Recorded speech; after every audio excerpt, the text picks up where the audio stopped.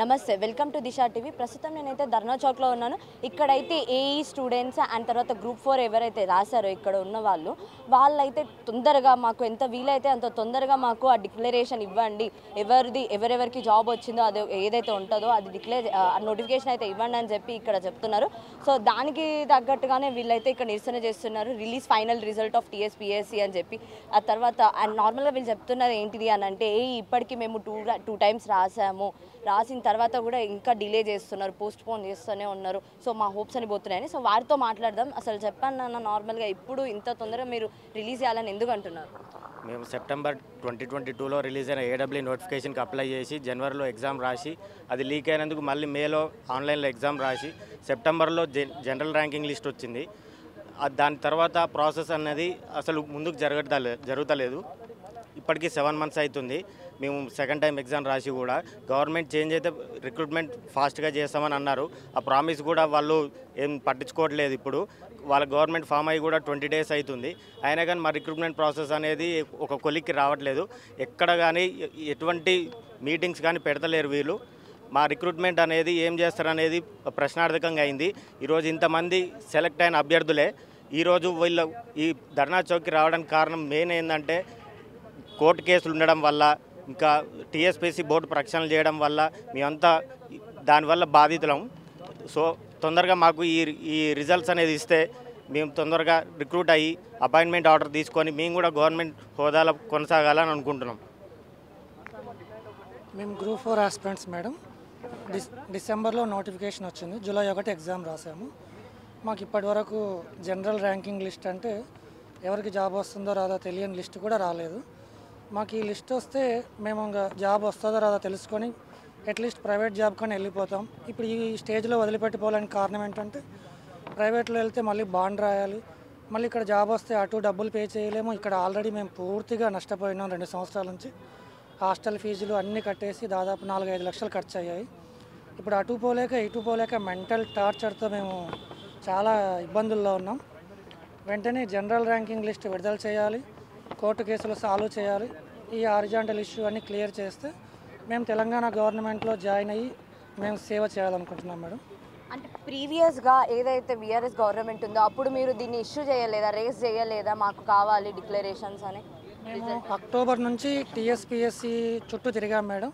ప్రతిసారి 10 రోజులకు వస్తుంది, ఇలా వస్తుంది, ఎలక్షన్ కోడ్ సంబంధం లేదన్నా కూడా వాళ్ళు వస్తుంది 10 days అన్నారు. అలా తిరిగి మేము అలసిపోయి ఇంకా సరే ఎలక్షన్ అయినాక వస్తుందేమో అనుకున్నాం. ఎలక్షన్ అయ్యాక వాళ్ళు రాజీనామాలు చేశారు. ఇప్పుడు రాజీనామాలు చేయడం వల్ల ఇదంతా ఎప్పుడు అవుతుంది ఏంటి అనేది మాకు కనీసం నిద్ర కూడా పట్టడం లేదు. అసలు అటు పోవాలా ఇటు పోవాలా, ఇంట్లో తిడుతున్నారు. ఇంకా ఎన్ని రోజులు మీరు అక్కడే ఉంటారు, అసలు జాబ్ వస్తుందా రాదా, మేము ఇవన్నీ భరించలేక లాస్ట్కు ఏమన్నా చేసుకుంటామేమో అని భయంతో చాలా కష్టంగా ఉంది. ఆడికి మేము ఇంకా ఈ ప్రభుత్వాన్ని మేము చాలా రిక్వెస్ట్ చేస్తున్నాం సార్, త్వరగా ఈ ఇష్యూస్ మీద మీరు జిఆర్ఎల్ కానీ టీఎస్పీఎస్ ఇష్యూని కానీ త్వరగా సాల్వ్ చేస్తే బాగుంటుందని మేము చాలా రిక్వెస్ట్ చేస్తాం.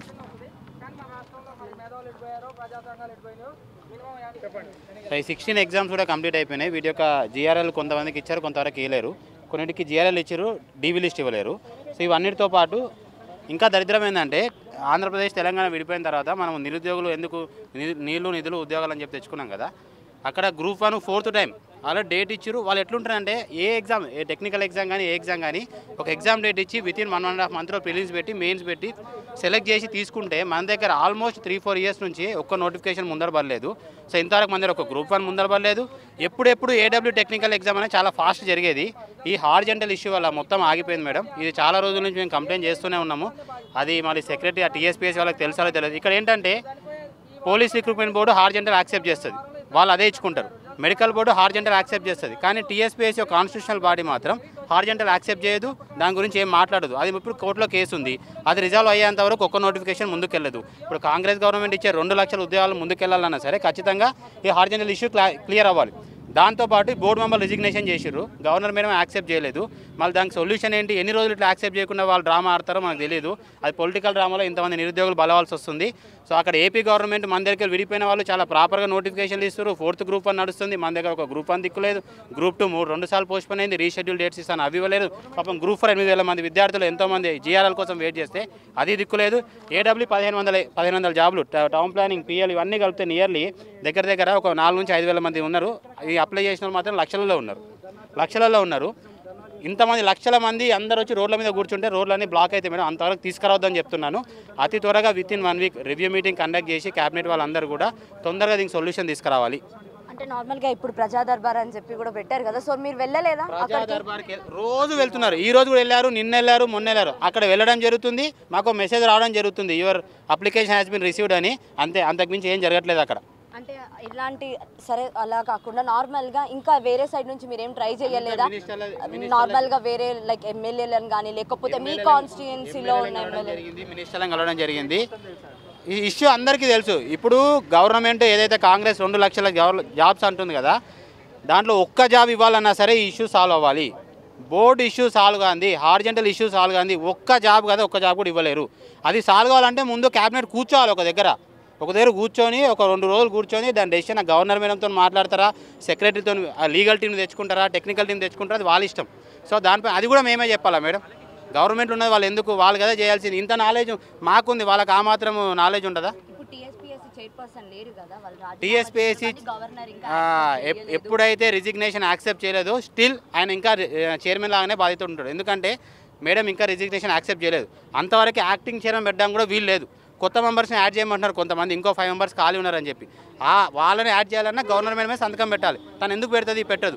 వీళ్ళని యాక్సెప్ట్ చేయనప్పుడు కొత్త వాళ్ళకి ఎందుకు మెంబర్స్ పెడుతుంది? యాక్టివ్ చైర్మన్ చేయలేరు, ఉన్న చైర్మన్కి యాక్సెప్ట్ చేయరు. మళ్ళీ బోర్డు ముందరికి ఎట్లా పోతుంది? ఈ బోర్డు ప్రక్షాళన జరగకపోతే ఇప్పుడు వితిన్ ఫిబ్రవరి నుంచి మనకి ఎలక్షన్ కోడ్ నడుస్తూ ఉంది. ఇయర్ మొత్తం ఎలక్షన్సే ఉంటాయి. వన్స్ ఎలక్షన్స్ అయిపోయినాయి అనుకో ఇంకా అసలు మొత్తానికే పట్టించుకోరు మమ్మల్ని. సో ఇంక ఎన్ని రోజులు వెయిట్ చేయాలి మేము? 2020 నుంచి వెయిట్ చేస్తూ ఉన్నాం. 2018 నుంచి నోటిఫికేషన్లు లేవు, 20లో నోటిఫికేషన్ అన్నారు, 21లో అన్నారు, 22లో స్టార్ట్ అయినాయి, ఇప్పుడు 23 అయిపోయింది, డిసెంబరు, 24 మొత్తం ఎలక్షన్ ఇయర్, 25 ఇంకా అప్పటికి ఎంతమంది ఉంటామో ఎంతమంది పోతామో కూడా తెలియదు. ఇప్పటికే పాపం చూడండి, ఒకటే వారంలో ఇద్దరు చనిపోయారు, ఇంకా ఎంతమందిని చంపుతారు, ఇంకెంతమంది చావాలి? సో దీనికి పర్టికులర్ మాకు సొల్యూషన్ కావాలి. ఒక ఎలక్షన్ పెడితే ఎవరైనా ఎమ్మెల్యే చనిపోయినా, ఎమ్మెల్యే రిజైన్ చేసినా 6 మంత్స్లో రిజిగ్నేషన్ చేసిన తర్వాత ఎలక్షన్ పెట్టి వితిన్ 1 డేలో రిజల్ట్ ఇస్తారు. 4 సంవత్సరాల నుంచి వెయిట్ చేస్తున్నాము, మాకు రిజల్ట్ ఇవ్వడానికి ఏం ప్రాబ్లం అయింది? ఆ టెక్నికల్ స్టాఫ్ లేదా పెట్టుకోండి, ఎందుకు లేదు స్టాఫ్? గవర్నమెంట్ అసలు అంత వరస్ట్ పని చేస్తుందా? మరి నిన్ననే అన్నారు కదా రేవంత్ రెడ్డి సార్, నిన్ననే అన్నారు కదా నిరుద్యోగుల వాళ్ళనే వచ్చింది. మరి నిరుద్యోగుల వాళ్ళు వచ్చినప్పుడు వాళ్ళకి జస్టిస్ చేయండి. మేము ఒకటే అడుగుతున్నాం, ఏడబ్ల్యూ రిజల్ట్ ఇచ్చేసేయండి, తొందరగా వెరిఫికేషన్ లిస్ట్ పెట్టండి, గ్రూప్ 4 వాళ్ళకి జీఆర్ఎల్ ఇవ్వండి, మిగతా ఎగ్జామ్ రీషెడ్యూల్ డేట్స్ వెంటనే ఇవ్వండి. ఇవి కంప్లీట్ చేసిన తర్వాత మిగతా ఎగ్జామ్ డేట్స్ ఇవ్వండి. వాళ్ళ మేనిఫెస్టోలోనే వాళ్ళు రాసిర్రు, ఆల్రెడీ ఉన్న ఎగ్జామ్స్ని కంప్లీట్ చేసి మేము కొత్త నోటిఫికేషన్లకు వెళ్తామని చెప్పి. మీరు ఉన్న నోటిఫికేషన్లు ఆపేసి మళ్ళీ కొత్త నోటిఫికేషన్లు ఇస్తా అంటే అది ఎట్లా కుదురుతుంది sir? So first horizontal clarity తెచ్చుకోండి, బోర్డు మెంబర్ల పైన క్లారిటీ తెచ్చుకొని, అది ఎక్కువ టైం తీసుకోవద్దు. వితిన్ జనవరి, ఈ డిసెంబర్ ఎండ్ వరకు మాకు ఎక్కువ టైం లేదు, డిసెంబర్ ఎండ్ వరకు అయిపోతే జనవరిలో మా ప్రాసెస్ అన్నీ అయిపోతే మేము జాయిన్ అయిపోతాము. నెక్స్ట్ ఎలక్షన్ కోడ్కి వచ్చే ముందు మిగతా ఎగ్జామ్ డేట్స్ ఇస్తే ఆ ఎలక్షన్ కోడ్ టైంలో వాళ్ళు చదువుకుంటారు. ఒక్కసారి ఎలక్షన్ కామనే వాళ్ళు ఎగ్జామ్స్ రాస్తారు, మే వరకు అన్ని సాల్వ్ అవుతాయి. దీన్ని మాత్రం చాలా సీరియస్గా తీసుకోవాలని చెప్పి మన నిరుద్యోగుల తరపు నుంచి మేము డిమాండ్ చేస్తున్నాం. అయితే 2 లక్షల హామీ ఇచ్చిందో అవి ఫస్ట్ ఫిల్అప్ చేయాలన్న తర్వాత, కానీ హారిజనల్ రిజర్వేషన్ క్లియర్ కావాలి. హారిజనల్ రిజర్వేషన్ క్లియర్ కానీ మేము ఎన్నోసార్లు తిరిగినాం, టీఎస్పీఎస్సీకి అక్కడ ఇక్కడ రిప్రజెంటేషన్ కూడా ఇచ్చినాం. యాక్చువల్లీ జనరల్ అడ్మినిస్ట్రేటివ్ డిపార్ట్మెంట్ గ్యాట్ డిపార్ట్మెంట్ కూడా 7593 ఈ మెమో కూడా ఇచ్చింది, 7593 జీఏడీ డిపార్ట్మెంట్ నుంచి.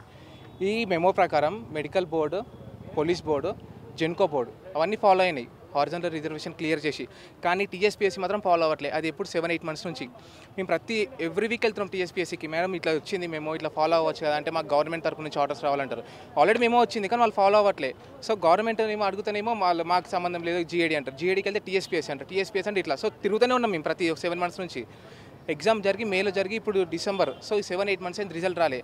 ఇప్పటికీ రాకపోతే మళ్ళీ ఇప్పుడు నెక్స్ట్ జనవరి ఎండింగ్ రాకపోతే మళ్ళీ ఫిబ్రవరి మళ్ళీ ఎలక్షన్ కూడా వస్తుంది అంటారు. మాకు ఎప్పుడు న్యాయం జరుగుతుంది ఇంకా?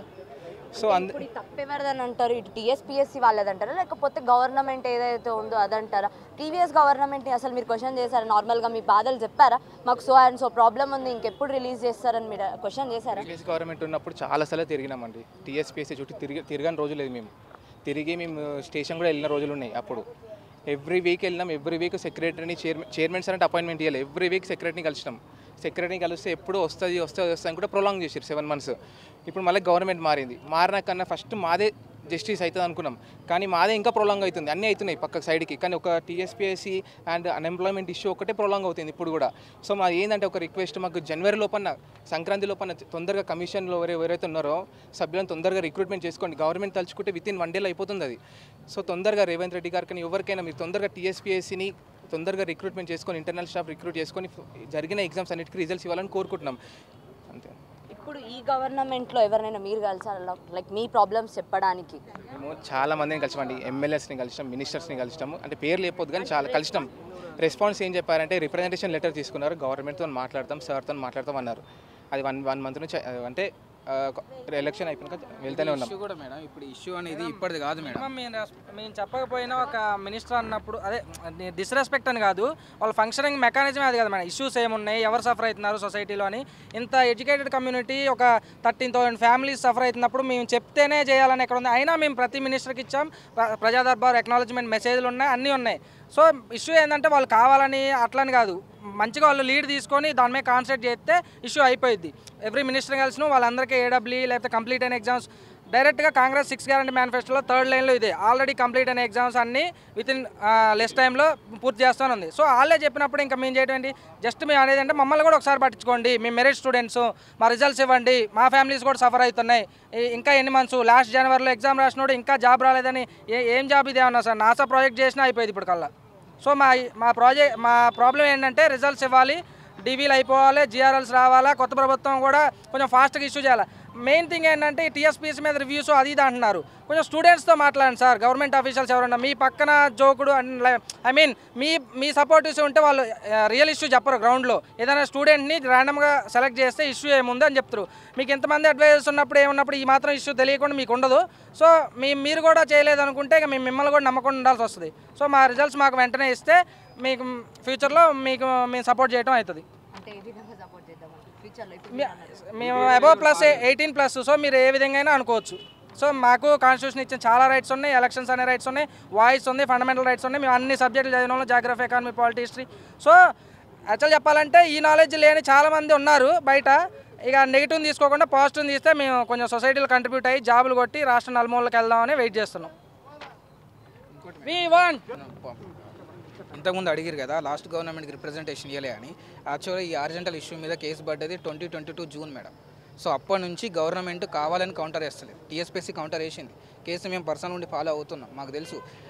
అప్పటి నుంచి ఎప్పుడు 2023 ఆగస్టు వరకు కూడా వాళ్ళు డ్రాగ్ చేస్తూ వచ్చారు.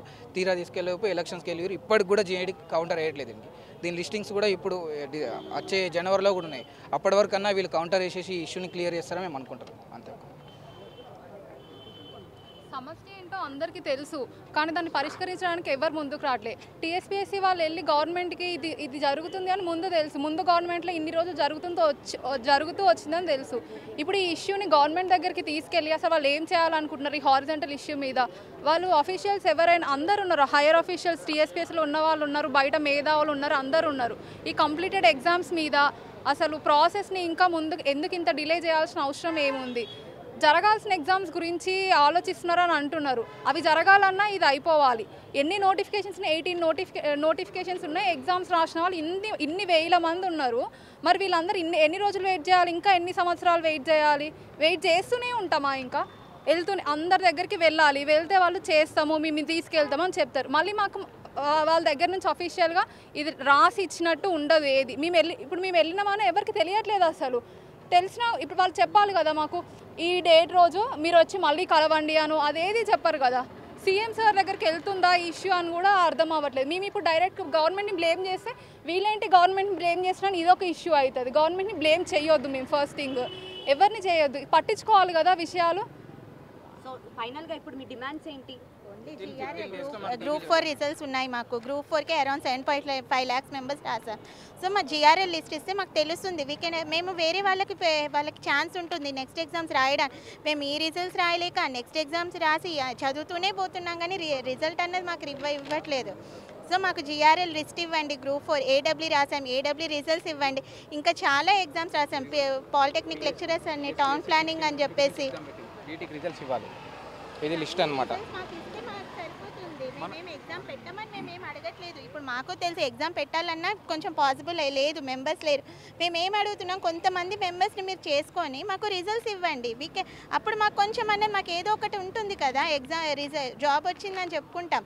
2 years నుంచి చదువుతున్నాము, ఎవరు పడితే వాళ్ళు జాబ్ వచ్చిందా రాలేదా అని మేము ఎలా వాళ్ళని ఫేస్ చేయగలుగుతాం? రాసాము, మెరిట్లో ఉన్నామన్నది మాకు తెలుసు, కానీ పక్కన వాళ్ళకి తెలియదు మెరిట్ లిస్ట్లో మేము ఉన్నామా లే. జిఆర్ఎల్ ఇస్తే అట్లీస్ట్ మేము చూపించుకుంటాం మేము మెరిట్ లిస్ట్లో ఉన్నాము, మేము వెయిట్ చేస్తున్నాం. డీవీ అన్ని హారిజాంటల్ ఇష్యూస్ అన్నీ, మెడికల్ బోర్డు కూడా హారిజాంటల్ ఇష్యూ చూసి మాకు క్లియర్ చేసి వాళ్ళకి ఇచ్చారు రిజల్ట్స్. పోలీస్ కానిస్టేబుల్స్ అయ్యి ఓన్లీ గ్రూప్ 4కే చూసుకుంటే అన్నిటికన్నా ఎక్కువ మెంబర్స్ గ్రూప్ 4లో ఉన్నారు, ఏడబ్ల్యూలో ఉన్నారు. సో మాకు గ్రూప్ 4 రిజల్ట్ ఇస్తే ఆల్రెడీ హాఫ్ ఆఫ్ వాళ్ళు చాలామంది ఎంప్లాయిడ్ అవుతారు కదా.